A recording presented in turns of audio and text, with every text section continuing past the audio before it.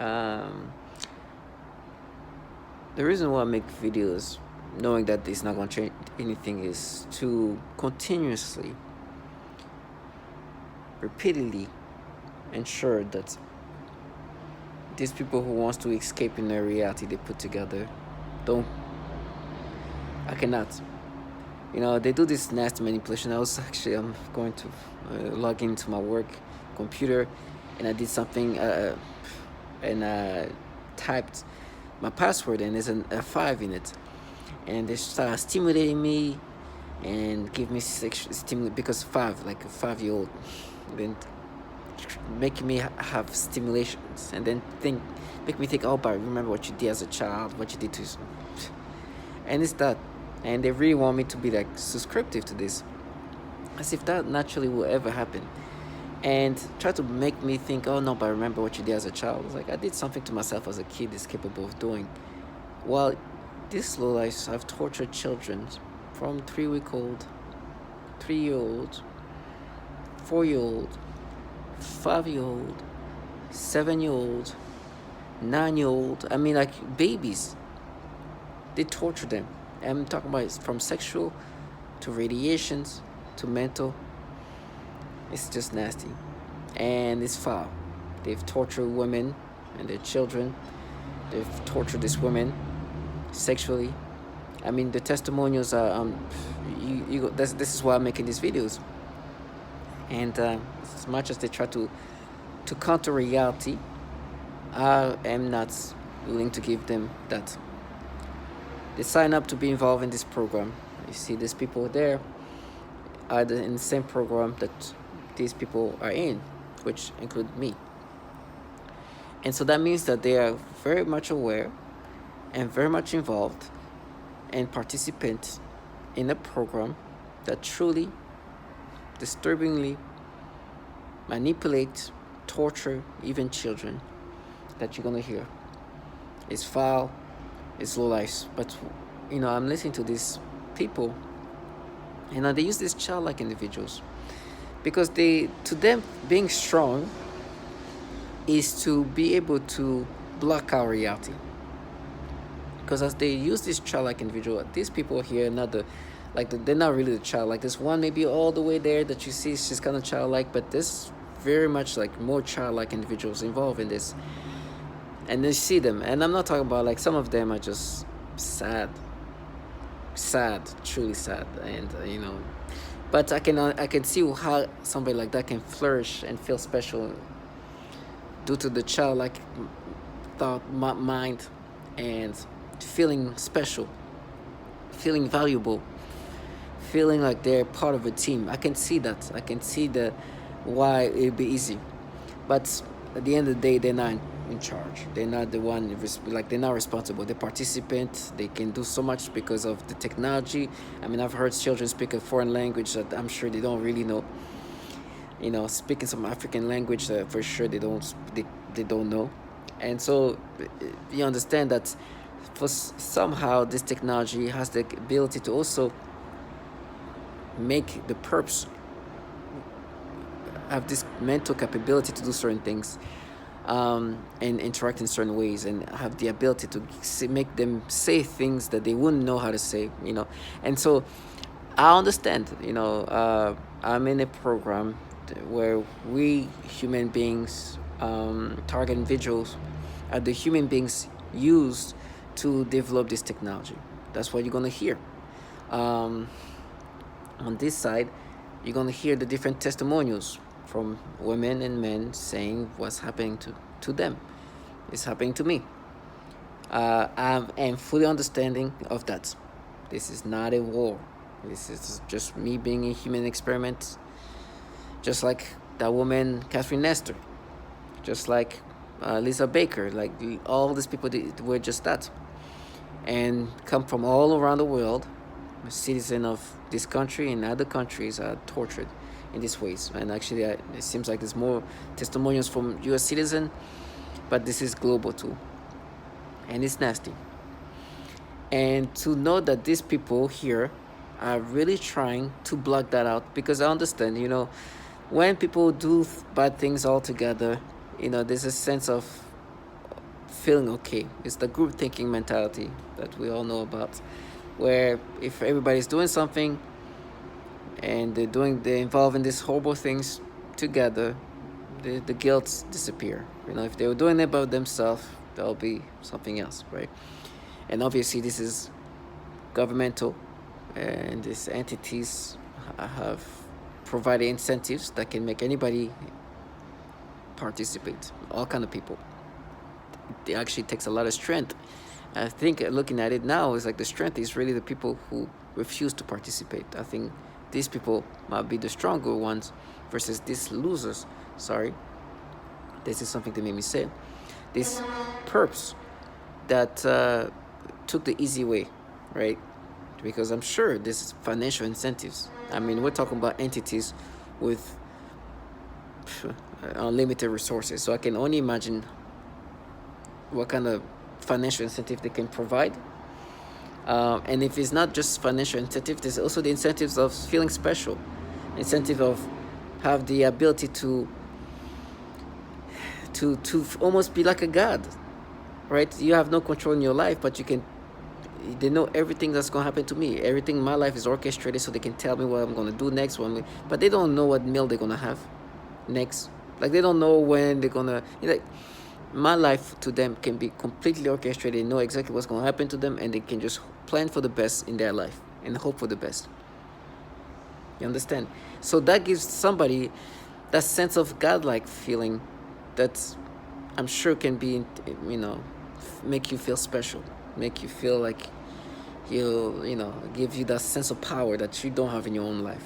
And so in my life, because I'm a target individual and they participate in my targeting, they can tell me what I'm going to do. They can even manipulate me in certain ways. They can do things to me. But in their life, they can just plan things. They then organize themselves in certain ways. But things will happen to them that they didn't plan for. Bad things will happen to them, and they don't know when. So that incentive also can provide people to just want to involve themselves in that. And then they try to come up with ways to cope. It's like, oh, you did this. No, remember what you did as a child. I'm doing that for my child. When in reality, they're in a program that torture children. The horrible torture you're going to hear here on the bottom. They're horrible. The horrible torture. Suffocation and everything else. You're going to hear. I'm just going to let the testimony speak for itself. And so they know that. But because they want to find a way to cope with what they're part of and make themselves feel better about being involved in this program, they're going to delude themselves in every way possible. And I'm refusing to let them escape that way. When they participate in my torture, they're going to fully be aware of what they're part of. I cannot let them live their fantasy. You join this program, you know what this thing is about, you know what they do to people, including women and children. You're disturbing in low life, but you chose this path. It's the easiest path. And it doesn't take much. There's children involved in this program in the sense of like being perps, just like these people. Matter of fact, these people might be more mature looking than what was some of the perps in there. Little children can be involved in this. So it doesn't take much. And so strength is given to the people who actually refuse to be involved in that. That's and I'm thankful I never had even the options to be in this program in that way. So to all my target individuals, stay strong and find yourself, even within this torture, lucky that you need to involve yourself this way. I am currently a speech-language pathologist working in private practice with young children. I had a 7-year-old client who has autism, and she was the most significantly affected of all of my clients. I eventually had to tell this client to go to another clinic. And they used her to threaten the most torture in me, as well as their most extreme forms of torture. For several months, she would cry and scream horribly during our therapy sessions, despite having a great day at school. This was highly unusual behavior for her, as she usually behaved very well during her therapy sessions and had been making incredible progress on all of her therapy goals. This was used to threaten extreme torture on me, making me scream and cry, etc. They would make the kids act out the kinds of torture that would later be done on me. For example, they would also sometimes make her bite her hand, threatening to make me bite my hands, as they often do. One day she had a large, severe bite mark on her arm. She has also grabbed her crotch, saying, "Ow," and this was used to threaten me with severe sexual torture. One day I also observed her gasping for air a few times in the same way that I do when I am being more severely suffocated. The suffocation had been in a mild state for a while up until this point. Many of their torture methods are cyclical in severity. Right after I saw this child being suffocated, then I began. Ms. Catherine Nestor. My name is Catherine Nestor, and I'm from Pennsylvania. This commission has spoken of a long history of abuse of the human research subject. Although no one mentioned MKUltra today, President Clinton recently apologized for this. My young child and I have been used as non-consensual test subjects. We have been subjected to COINTELPRO-like stalking, remote neural monitoring, and electromagnetic torture, resulting in psychological and physical damage. And I won't go into the details of that because I have 4 pages written in here that is very similar to Connie's testimony. Please do not wait 70 years to investigate this. I ask Dr. Amy Gutman to begin today. There is new work for the Commission for Human Subject Protection on our shores. And please give us a dramatic response, Susan, and please give us a congressional hearing. Mrs. Marshall. Good afternoon. My name is Connie Marshall. I'm a former mayoral candidate from Louisville, Kentucky. I have never been involved in any criminal activity. I found a document in my bank account that said, "Problem with Kentucky government. Check federal government paperwork and file before releasing information to anyone." I am an 8-year victim survivor of assaults by directed energy weapons.